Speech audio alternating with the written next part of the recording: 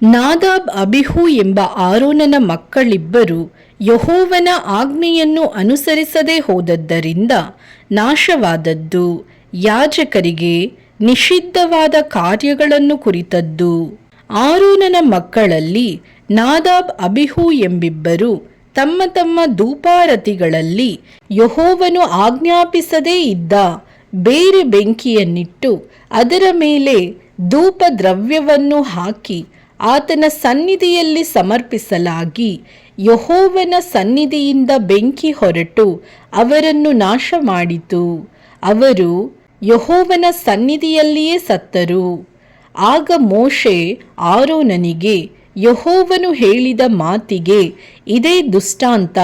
ಆ ಮಾತು ಏನೆಂದರೆ, ನಾನು ಪರಿಶುದ್ಧನೆಂಬುದನ್ನು ನನ್ನ ಬಳಿಯಲ್ಲಿರುವವರ ಮೂಲಕವಾಗಿಯೇ ತೋರ್ಪಡಿಸುವೆನು. ಜನರೆಲ್ಲರಿಗೆ ತಿಳಿಯುವಂತೆ ನನ್ನ ಘನತೆಯನ್ನು ಸ್ಥಾಪಿಸುವೆನು ಎಂಬುದೇ ಎಂದು ಹೇಳಿದನು. ಅದಕ್ಕೆ ಆರೋನನು ಮೌನವಾಗಿದ್ದನು. ಮೋಶೆ ಆರೋನರ ಚಿಕ್ಕಪ್ಪನಾದ ಉಜ್ಜೀಯೇಲನ ಮಕ್ಕಳಾದ ಮಿಷಾಯೇಲನನ್ನು ಎಲ್ಸಾಫಾನನನ್ನು ಕರೆಸಿ, ನೀವು ಸಮೀಪಕ್ಕೆ ಬಂದು ನಿಮ್ಮ ಅಣ್ಣಂದಿರ ಶವಗಳನ್ನು ದೇವ ಮಂದಿರದ ಎದುರಿನಿಂದ ಪಾಳೆಯದ ಹೊರಕ್ಕೆ ಹೊತ್ತುಕೊಂಡು ಹೋಗಬೇಕು ಅಂದನು. ಮೋಶೆಯ ಅಪ್ಪಣೆಯ ಮೇರೆಗೆ ಅವರು ಸಮೀಪಕ್ಕೆ ಬಂದು ಸತ್ತವರು ತೊಟ್ಟುಕೊಂಡಿದ್ದ ನಿಲುವಂಗಿಗಳನ್ನು ತೆಗೆದು ಬಿಡದೆ ಅವರ ಶವಗಳನ್ನು ಎತ್ತಿ ಪಾಳೆಯದ ಹೊರಕ್ಕೆ ಹೊತ್ತುಕೊಂಡು ಹೋದರು. ಮೋಶೆ ಆರೋನನಿಗೂ ಅವನ ಮಕ್ಕಳಾದ ಎಲ್ಲಾಜಾರ್, ಈತಾಮಾರ್ ಎಂಬಿವರಿಗೂ, ನೀವು ತಲೆಯನ್ನು ಕೆದರಿಕೊಳ್ಳಬಾರದು, ಬಟ್ಟೆಗಳನ್ನು ಹರಿದುಕೊಳ್ಳಬಾರದು. ಹಾಗೆ ಮಾಡಿದರೆ ನೀವು ಸತ್ತೀರಿ. ಅದಲ್ಲದೆ ಯೆಹೋವನಿಗೆ ಜನಸಮೂಹದವರೆಲ್ಲರ ಮೇಲೆ ಸಿಟ್ಟು ಉಂಟಾದೀತು. ಯೆಹೋವನು ಹೊತ್ತಿಸಿದ ಈ ಬೆಂಕಿಯ ದೆಸೆಯಿಂದ ನಿಮ್ಮ ಸಹೋದರರಾಗಿರುವ ಎಲ್ಲ ಇಸ್ರಾಯೇಲ್ಯರ ಮನೆತನದವರೇ ದುಃಖಿಸಲಿ. ಯೆಹೋವನ ಅಭಿಷೇಕ ತೈಲವು ನಿಮ್ಮ ಮೇಲಿರುವುದರಿಂದ ನೀವು ದೇವದರ್ಶನದ ಗುಡಾರದ ಬಾಗಲನ್ನು ಬಿಟ್ಟು ಹೋಗಬಾರದು. ಹೋದರೆ ಸತ್ತೀರಿ ಎಂದು ಹೇಳಿದನು. ಮೋಶೆಯ ಮಾತಿನಂತೆಯೇ ಅವರು ನಡಕೊಂಡರು. ಯೆಹೋವನು ಆರೋನನಿಗೆ, ನೀನು ನಿನ್ನ ಮಕ್ಕಳು ದ್ರಾಕ್ಷಾರಸವನ್ನಾಗಲಿ ಮದ್ಯವನ್ನಾಗಲಿ ಕುಡಿದು ದೇವದರ್ಶನದ ಗುಡಾರದೊಳಗೆ ಬರಬಾರದು. ಹಾಗೆ ಬಂದರೆ ಸತ್ತೀರಿ. ಇದು ನಿನಗೂ ನಿನ್ನ ಸಂತತಿಯವರೆಲ್ಲರಿಗೂ ಶಾಶ್ವತ ವಿಧಿ. ಅದಲ್ಲದೆ ದೇವರಿಗೆ ಮೀಸಲಾದ ವಸ್ತುಗಳನ್ನು ಅಲ್ಲದ ವಸ್ತುಗಳನ್ನು, ಶುದ್ಧವಾದವುಗಳನ್ನು ಅಶುದ್ಧವಾದವುಗಳನ್ನು ವಿವೇಚಿಸುವುದು ಯೆಹೋವನು ಮೋಶೆಯ ಮೂಲಕ ಇಸ್ರಾಯೇಲ್ಯರಿಗೆ ಮಾಡಿದ ಎಲ್ಲ ಆಜ್ಞೆಗಳನ್ನು ಜನರಿಗೆ ಬೋಧಿಸುವುದು ನಿಮ್ಮ ಕರ್ತವ್ಯವಾಗಿದೆ ಎಂದು ಹೇಳಿದನು.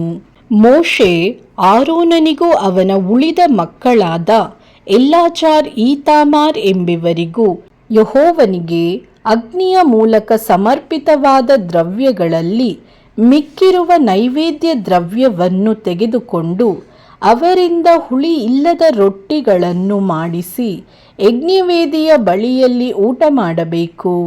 ಅದು ಮಹಾಪರಿಶುದ್ಧವಾಗಿರುವುದರಿಂದ ಪವಿತ್ರ ಸ್ಥಳದೊಳಗೆ ಅದನ್ನು ಊಟ ಮಾಡಬಾರದು. ಜನರು ಯೆಹೋವನಿಗೆ ಸಮರ್ಪಿಸುವ ಹೋಮ ದ್ರವ್ಯಗಳಲ್ಲಿ ಅದು ನಿನಗೂ ನಿನ್ನ ಮಕ್ಕಳಿಗೂ ಸಲ್ಲತಕ್ಕದ್ದೆಂದು ಅಪ್ಪಣೆಯಾಯಿತು. ನೀವು ನೈವೇದ್ಯ ಮಾಡಿದ ಎದೆಯ ಭಾಗವನ್ನು, ಯಾಜಕರಿಗೋಸ್ಕರ ಪ್ರತ್ಯೇಕಿಸಿದ ತೊಡೆಯನ್ನು ಯಾವುದಾದರೂ ಒಂದು ಶುದ್ಧ ಸ್ಥಳದಲ್ಲಿ ಊಟ ಮಾಡಬಹುದು. ನೀನು, ನಿನ್ನ ಗಂಡು ಮಕ್ಕಳು, ಹೆಣ್ಣು ಮಕ್ಕಳು ಅದನ್ನು ತಿನ್ನಬಹುದು. ಯಾಕಂದರೆ ಇಸ್ರಾಯೇಲ್ಯರು ಸಮರ್ಪಿಸುವ ಸಮಾಧಾನ ಯಜ್ಞಗಳಲ್ಲಿ ಇವೇ ನಿನಗೂ ನಿನ್ನ ಮಕ್ಕಳಿಗೂ ಸಲ್ಲಬೇಕೆಂದು ನೇಮಕವಾಗಿದೆ.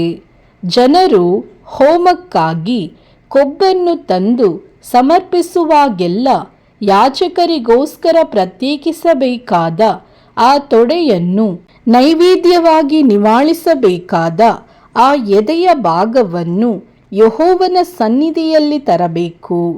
ಯೆಹೋವನು ಆಜ್ಞಾಪಿಸಿದಂತೆ ಅವು ನಿನಗೂ ನಿನ್ನ ವಂಶದವರಿಗೂ ಸಲ್ಲತಕ್ಕದ್ದು. ಇದು ಶಾಶ್ವತ ನಿಯಮ ಎಂದು ಹೇಳಿದನು. ಜನರೆಲ್ಲರಿಗೋಸ್ಕರ ದೋಷ ಪರಿಹಾರಕ್ಕಾಗಿ ಸಮರ್ಪಿತವಾದ ಹೋತನ ವಿಷಯದಲ್ಲಿ ಅದು ಏನಾಯಿತೆಂದು ಮೋಶೆ ವಿಚಾರಿಸಲಾಗಿ ಅದನ್ನು ಸುಟ್ಟು ಬಿಟ್ಟರೆಂದು ತಿಳಿಯಬಂತು.